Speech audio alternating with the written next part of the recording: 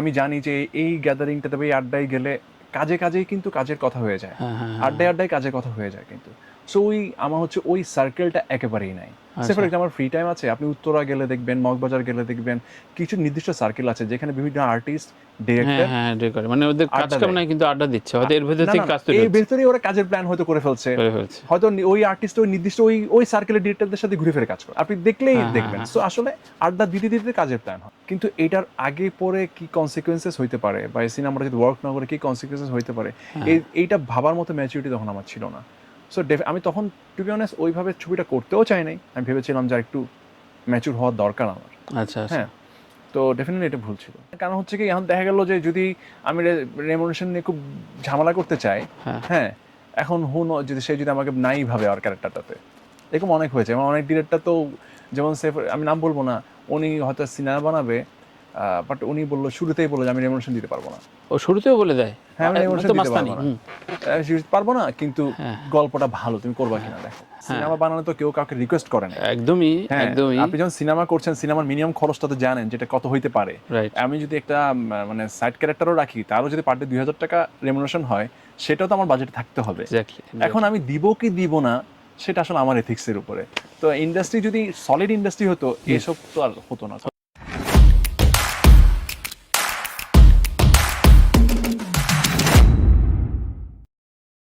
সম্পর্কে ভ্যালু কি আমার? এটা আসলে ম্যান টু ম্যান ভ্যারি করে, পার্সন টু পার্সন ভ্যারি করে। এখন আমি ধরেন নিঃস্বার্থ আপনার জন্য করতে পারি, এখন আপনি যদি আমার জন্য না করেন, আসলে আমি তাহলে আমার নিঃস্বার্থ করার দামটা থাকলো না। হ্যাঁ, বাট করলে ভালো, বাট একেবারেই যদি না করেন, দিন শেষে একটা কষ্টের জায়গা তো আমার থাকবেই। অবশ্যই। কিন্তু ধরো এই করতে করতে কি একটা সময় অনেক সাকসেসফুল ছেলে মেয়েরা ক্রুয়েল হয়ে যায়? মানে ক্রুয়েল বলতে অনেক সাকসেসফুল অভিনেতা অভিনয় শিল্পীদের একটা পর্যায়ে যখন সাকসেস আসে, ও তখন ওরে ছাড়া কাউরে চেনে না, কারণ ও অনেক আঘাত পায়ে পায়ে আজকে অবস্থান হয়েছে। সো একটা মনস্তত্ত্ব তৈরি হয় কিনা যে আমার সময় আসলেও আমি, এটা তৈরি হওয়াটা স্বাভাবিক না? মানে খুবই স্বাভাবিক। তুমি তো ওই আঘাত পাইতে পাইতে হইছো, তো তোমার টাইমে তুমি কেন দেখবা? মানে ইন্ডাস্ট্রি সাইকেল যদি বলি ধরো, না ডেফিনেটলি আমি যদি কখনো করার সুযোগ থাকে বা আমি যদি কখনো ওই জায়গায় পৌঁছাই, আমি বলবো এখনো ডেফিনেটলি আমি মাঝখানে আমার অনেক আপস অ্যান্ড ডাউন ছিল, আমি অন অ্যান্ড অফ ছিলাম। 21-এর লাস্ট থেকে শুরু করে 23 পর্যন্ত আমি কোনো কাজ করতে পারি নাই ওইভাবে, যেহেতু আমি চেন্নাই ছিলাম অনেক দিন। তারপর আবার 24 থেকে কাজ শুরু করা, এবং যখন থেকে আমি কাজ শুরু করেছি আমি অনেক অ্যাভারেজ কাজ করি নাই। আচ্ছা, কারণ আমি চেয়েছিলাম যে যেহেতু আমি অ্যাক্টিংটা ভালোবাসি, শুধু অ্যাক্টিং করার জন্য অনেক অনেক কাজ করে আমি আবার জিনিসটাকে খুব অ্যাভারেজ করতে চাই না, মানে আমাকে আমি অ্যাভারেজ করতে চাই না। আচ্ছা, হ্যাঁ, কারণ আমার একটা স্বপ্ন আছে, সেই স্বপ্নটা থাকুক আমার কাছে, বাট আমি একটা জায়গায় যেতে চাই, ওই জায়গাটা আমি জানি, বাট ওটাতে যেতে হলে আমাকে আমার মেনটেন করতে হবে, আমি আবার খুব অ্যাভারেজ হতে পারবো না। সো আমি যদি ওই জায়গায় কখনো যাই বা যেতে পারি, তাহলে ডেফিনেটলি আমার খারাপ সময়েও যে ছেলেটা আমাকে নিয়ে ভেবেছে বা যারা যারা আমাকে নিয়ে ভেবেছে, অবশ্যই আমি তাদের কথা মনে রাখবো। দ্যাটস দ্য কমিটমেন্ট, সেটা থাকুক। এখন বলো যে রাজের সাথে এর আগে একটা কাজ হয়েছিল, রাজ ভাইয়ের সাথে আমার সিঙ্গেল নাটক লাস্ট হয়েছিল ওই সময়টাতে। ওই রিলেশনটা ওয়ার্ক করেছে। এরপর রাজভাইয়ের সাথে অনেক বড় একটা গ্যাপ আসলে আমার, মানে অনেক কাজ করছে, এর মধ্যে আর রাজভাইয়ের সাথে কোনো কাজই হয় না আমার। আচ্ছা, যে কোনো একটা কারণে হতে পারে, রাজভাই আমাকে বলেছিল সেটা, যে তোমার কিছু স্টেপ আমার ভালো লাগে নাই। হ্যাঁ, যে জিনিসটার কারণে আমার কাছে মনে হলো যে ফাইন, তুমি তোমার মতো থাকো, আর এই জিনিসগুলো তুমি ভুল করেছো। অবশ্যই আমি ভুল করেছিলাম, রাজভাই আমাকে বলেছে সেটা। তো তারপরে অনেকদিন পর রাজভাই একটা ডিজাইন করলো, কাজের সম্পর্ক কখনো খারাপ ছিল না, রাজভাইয়ের সাথে ওভারঅল তো কথাবার্তা হতো, বাট ওনার প্ল্যানে আমি ছিলাম না। আচ্ছা আচ্ছা। তো এরপর রাজভাই যখন কাজটা প্ল্যান করলেন, উনি একদিন আমাকে বললেন যে আমরা একটা প্ল্যান করছি, কথা বলি চলো। তখন আমার কাছে মনে হলো যে মানে রাজভাই জাস্ট একটা কথাই আমাকে বললো যে ইরফান, হলে কাজটা একটা রেভলিউশন হবে বাংলাদেশ ইন্ডাস্ট্রিতে, আর না হলে মনে করো আমরা খারাপ কাজ করলাম। না সত্যি স্যালুট। আমি অন রেকর্ড বলি, অফ রেকর্ডও আমি বলতেছিলাম, এবং দীপার সাথে আমরা একটা শো করলাম, ওখানেও আমি আলোচনা করলাম যে আমাদের এত ডিরেল পজিশনে চলে গেছিলাম আমরা, যে ডাবল মিনিং, উল্টাপাল্টা গালিগালাজ, নাটকের নাম, অনেক রকম কন্টেন্ট তৈরি হচ্ছিল। তো সেখানে রাজের এই কাজটা, যদিও সমালোচকরা বলে যে এটা অ্যাডাপ্টেশন হোক, ভালো কিছু, এটা তো সব সারা পৃথিবীতে অনেক রকম অ্যাডাপ্টেশন হয়। সো এই জায়গাটা তার মানে তোমরা একটা এক্সপেরিমেন্টাল কাজ হিসেবে এটা স্টার্ট করছিলা?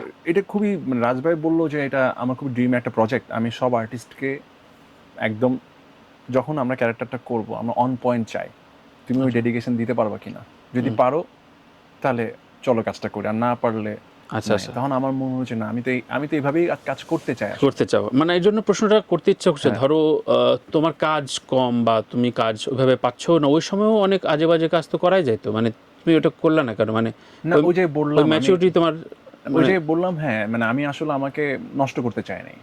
মানে একে তো হচ্ছে দুইটা বিষয়, একে তো হচ্ছে আমাকে নিয়ে হয়তো অনেকে ভাবছে না, বাট হয়তো ভাবার সম্ভাবনা আছে। So আমি যদি আজেবাজে করি তাহলে সম্ভাবনাটা তো নষ্ট হয়ে যায়। বাহ, দারুণ হ্যাঁ, বললা, হ্যাঁ। সো আমি মনে করি যে এখন আমার প্রুফ করার আছে। হ্যাঁ, সো আমি যে জায়গায় যেটা বললাম যে অনেকের সাথে কাজ করার ইচ্ছা আছে, অনেক ভালো ভালো কাজ করার ইচ্ছা আছে, সো একেবারে যদি নষ্ট করে ফেলি তাহলে ওদের ভাবনার জায়গা থেকে তো সরেই গেলাম। আচ্ছা আচ্ছা, আমরা প্রত্যেকটা ইন্ডাস্ট্রিতে মুরব্বি থাকে, ধরো সিনিয়র যারা, তারা ছোটদের দেখে, নিউ কামারদের একটু উপদেশ দেয়, রেফার করে। এমনি তোমার ক্ষেত্রে এই ধরনের মানে শেড কেমন ছিল? একেবারেই না ভাইয়া। আমার কাছে মনে হয়েছে একটা নির্দিষ্ট সময় পরে আই ওয়াজ ভেরি অ্যালোন। মানে আর আমি যেটা বললাম, আমি অনেক বেশি আমার ফ্যামিলিতে এত ইস্যুস ছিল, তা আমার অনেক বেশি ফ্যামিলিতে টাইম দেওয়ার লেগেছে। সো যেটা হয় না যে আপনি একটা যে কোনো কাজে, সেটা আপনার অ্যাক্টিং হোক, বিজনেস হোক, কর্পোরেট জায়গা হোক, আপনার কিন্তু একটা নির্দিষ্ট সার্কেল যদি আপনি মেনটেন করেন, তাহলে হয় কি ওই সার্কেল থেকেও কিন্তু অনেক বিজনেস জেনারেট হতে পারে বা অনেক কাজ জেনারেট হতে পারে, যেটা হয় আর কি নর্মালি। সো আসলে আমি বরাবরই একটু হোমসিক ছিলাম।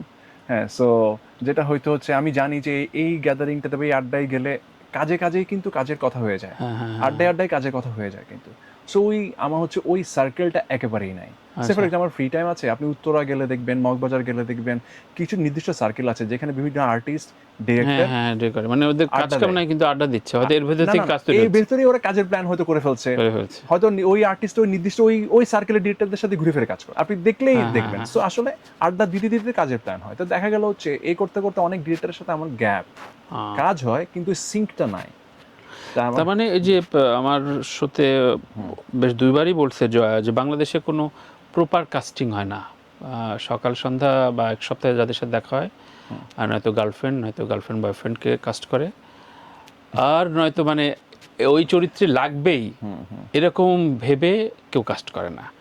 এবং আমি প্রশ্ন ছিল যে কলকাতায় কেন চলে গেল ওই সময়, বলে যে এই জন্যই গেলাম যে দেখলাম যে তো যার মতো অভিনেত্রীও তো যদি এই ব্লেমটা দেয় ইন্ডাস্ট্রি নিয়ে, তোমার কথাও তো তাই। এইটা আমি বলবো না যেতেই হবে, আমার কাছে মনে হয় যে এটা সবাই সবার কমফোর্ট জোনটাতেই আসলে কাজ করতে পছন্দ করে। হয়তো আমি যদি তখন না গেলে সোশ্যাল না, ওর ছেলেটা সোশ্যাল না, তাই না? সোশ্যাল না, বা ওর সাথে তো আমার সিং নেই, ও তো এখানে আসে না, ওকে তো আমি চিনি না বা জানি না, ওর সাথে কাজ করবো বাধ্য, আমি তো ওর সাথে আছি, ওকে সাথেই করে ফেলি কাজটা। আচ্ছা ওর সাথে তখন বা প্রডিউসারের সাথে কথা বলতে গেলে হয়তো ওর সার্কেলের ছেলেটাকে ও প্রমোট করছে, রাইট ভাই ওকে নেন না, হয়তো প্রডিউসার আমার কথা বললো না ভাইয়া ওর সাথেই করি।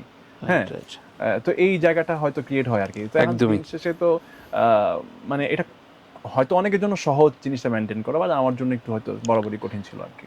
না, স্ট্রাগলিং ইন্ডাস্ট্রি আসলে এমনই। আমি যেহেতু যতগুলো গল্প শুনি, প্রিয় দর্শক, আসলে ইন্ডাস্ট্রি গল্পে এরকমই একজন নায়ক বা একজন অভিনেতা বেড়ে ওঠে। ঠিকঠাক ক্যারিয়ার বা ফেস ভ্যালু বা ইমেজ তৈরি না করেই ফিল্মে নামাটা কি ভুল ছিল কিনা? অবশ্যই ভুল ছিল। হ্যাঁ, এটা কতদিন পরে বুঝলা? এটা শুরুতেই বুঝছিলাম যখন প্রথম সিনেমা যদি আপনি বলেন। হ্যাঁ, এটা তো ছিল 2014 সালে শুটিং করেছে, 17 সালে। তখন টু বি অনেস্ট আমি তখন মিডিয়ার জন্যই প্রিপেয়ার না, আমি একেবারে আনকোর একটা ছেলে, মিডিয়াতে আসলাম মাত্র, অ্যাক্টিংটা করছি নাটকে। হুট করে তখন যেহেতু ইমপ্রেস টেলিফিল্মের সাথে আমার একটা কমিটমেন্ট ছিল যে আমি একটা ছবি করব, আমি তো ছবিই বুঝি নাই, ছবি হাউ মানে একটা ফিল্ম কিভাবে ওয়ার্ক করে। রাইট। আমি একেবারেই তো নতুন তখন। আর সত্যি বলতে চারপাশে যাদের সঙ্গে কথা বলছি বা মিশছি তারা সবাই তো সুপারস্টার। হ্যাঁ, আমার প্রথম সিনেমার ডিরেক্টর তানিয়া আপু। তো তানিয়া আপু তো হচ্ছে আমার কাছে বিশাল একজন মানুষ। তো ওনার মানে সাথে কাজ করা এবং ওই লেভেলের কাজ করার জন্য তো তখন একটা ম্যাচুরিটির দরকার ছিল, ক্যারেক্টারটা বোঝার জন্য ম্যাচুরিটির দরকার আছে, বা আমার একটা স্কুলিং দরকার ছিল তার জন্য। সো আসলে এই সব কিছু মিলে একটু এলোমেলো ছিল বিষয়টা আমার জন্য। মানে আমার কাছে মনে হয় যে পরিমাণ গ্রুমিং সাপোর্ট আমার দরকার ছিল ওটা আমি পাই নাই। হ্যাঁ, তো সেটা করতে গিয়ে যেটা হলো, ডেফিনেটলি আমার কাছে মনে হলো যে জাস্ট আমার করতে হলো, করে ফেললাম। কিন্তু এটার আগে পরে কি কনসিকুয়েন্সেস হইতে পারে, বা এই সিনেমাটা যদি ওয়ার্ক না করে কি কনসিকুয়েন্সেস হইতে পারে, এইটা ভাবার মতো ম্যাচুরিটি তখন আমার ছিল না। সো আমি তখন টু বি অনেস্ট ওইভাবে ছবিটা করতেও চাই নাই, আমি ভেবেছিলাম যে একটু ম্যাচুর হওয়ার দরকার আমার। আচ্ছা আচ্ছা। হ্যাঁ, তো ডেফিনেটলি এটা ভুল ছিল। যাক, সুন্দর করে কনফিউজ করার জন্য ধন্যবাদ। তোমার সরল অকপট বলে দেয় যে তুমি আসলে ইউ আর বিং অনেস্ট। অনেকে বলে যে একটা ডিপোজিট মানি নাকি হারাইতে হয় ইন্ডাস্ট্রিতে, যে 4-5টা প্রোডাকশনে তুমি ঠিকঠাক টাকা পয়সা পাবা না, বলবে যে এটা তো স্কুলে ভর্তি হয়েছো, এই যে শিখতেছো, এই যে আমার সাথে কাজ করতেছো। এটা তোমার ক্ষেত্রে হয়েছে? হ্যাঁ, অনেক হয়েছে, অনেক। মানে বলার সাহসই পায় না, হায় হায় কেমনে। এখনো তো হয়। এখন হু নোজ সে যে কোনো ভালো ডিরেক্টর, আমি ওনার সাথে কাজ করতে চাই, কথার কথা। এখন আমি জানি যে ওনার সাথে কাজ করলে আমি রেমুনারেশনটা আসলে কথা বলতেই পারবো না, রেসপেক্টের জায়গা থেকে। রেসপেক্টের জায়গা থেকে ও কথা করতেছে বাটপারি, আর তুমি রেসপেক্ট করতেছো। আমি কথাই বলতে পারবো না, কারণ হচ্ছে কি এখন দেখা গেল যে যদি আমি রেমুনারেশন নিয়ে খুব ঝামেলা করতে চাই, হ্যাঁ, এখন যদি সে যদি আমাকে নাই ভাবে আর ক্যারেক্টারটাতে, এরকম অনেক হয়েছে। আমার অনেক ডিরেক্টর তো, যেমন আমি নাম বলবো না, উনি হয়তো সিনেমা বানাবে, বাট উনি বললো শুরুতেই বললো যে আমি রেমুনেশন দিতে পারবো না। ও শুরুতেও বলে দেয় হ্যাঁ আমি রেমুনেশন দিতে পারবো না, পারবো না, কিন্তু গল্পটা ভালো, তুমি করবা কিনা দেখো। আচ্ছা না ব্যাপারটা তো, এখন ব্যাপারটা হচ্ছে আর্টিস্টের ডিসিশন, সে আসলে কাজটা করবে কি করবে না। সে ফর এক্সাম্পল আমি তাকে 1 মাস টাইম দিব বা 20 দিন কাজ করব তার সাথে, এখন আমার ইচ্ছা তার সাথে কাজ করার, এখন দিন শেষে হয়ে যায় এটা তোমার টাকা, তোমার টাকা, করবা কিনা দেখো। হ্যাঁ, এখন আমার ইচ্ছা, আমি বললাম না, এই একটা কাজ আমি তো ভালো কাজ করতে চাই, এখন করতে হলো, ওকে ফাইন, ওনার সাথে 20 দিন কাজ করলাম, সব মিলে 1 মাস সময় দিতে হবে। এখানে ওকে যদি কিছু দেয় তো দিল, বা হোয়াট এভার ইট ইজ, সেটা একটা কনসার্ন, মানে সরি একটা, সেটা একটা ম্যানেজ করার মতো জায়গায় চলে যায় আর কি। আপনি যেটা বললেন ইনভেস্টমেন্ট, ওরকম একটা জায়গায় চলে যায় আর কি বিষয়। কি ক্রুয়েল না, মানে কি ক্রুয়েল রিয়েলিটি। মানে না, এটা তো ধরো আমি একদিন আলাপ করছিলাম উত্তরে, আমার এক ফ্রেন্ড, আমার সকাল, আমার অনেক বাল্য বন্ধু, তো সকালের সাথে একদিন আলাপ করছিলাম যে তোরা যে তো থার্ড অ্যাসিস্ট্যান্ট এত খাটাস, পয়সা টয়সা দাস না। তো একদিন আলাপ লাঞ্চ টাইমে একজন নতুন ছেলে, তো আরেকটা প্রোডাকশন থেকে আসছে, তো বললো যে ভাই 4 বছর কোনো মানে তোমরা তো হিরো, তোমাদের ফেস ভ্যালু তৈরি হচ্ছে, তোমাদের একটা সোশ্যাল অ্যাডাপ্টেশন হচ্ছে, গার্লফ্রেন্ড টার্লফ্রেন্ড বেশি পাচ্ছ, সেটা ইনভেস্টমেন্টে লাভ আছে। তো ওর কি লাভ? ও 4 বছর কোনো টাকা পয়সা পাচ্ছে না, আসছে যাচ্ছে, দুবেলা খাচ্ছে এবং চলে যাচ্ছে। এই ইন্ডাস্ট্রি এগুলো নিয়ে তো ভয়েস রেজ করা দরকার। এই আসলে তো এটা কোনো সিস্টেমের দাঁড়ায় না, এটা সিস্টেমে আপনি যেটা বললেন, আপনি বারবার বলছেন একটা জিনিস, ইন্ডাস্ট্রির কথা। ইন্ডাস্ট্রি তো নাই। আমরাও নিচ থেকে বলি ইন্ডাস্ট্রি। যদি ইন্ডাস্ট্রি হতো তাহলে সবকিছু একটা আলাদা ডেকোরাম থাকতো, সবকিছু সিস্টেমেটিক হইতে হতো। আমি আপনাকে একটু আগে যে কথাটা বললাম, সেটা শুধু আমার জন্য বলে নেই, ওভারঅল সবার জন্য বললাম।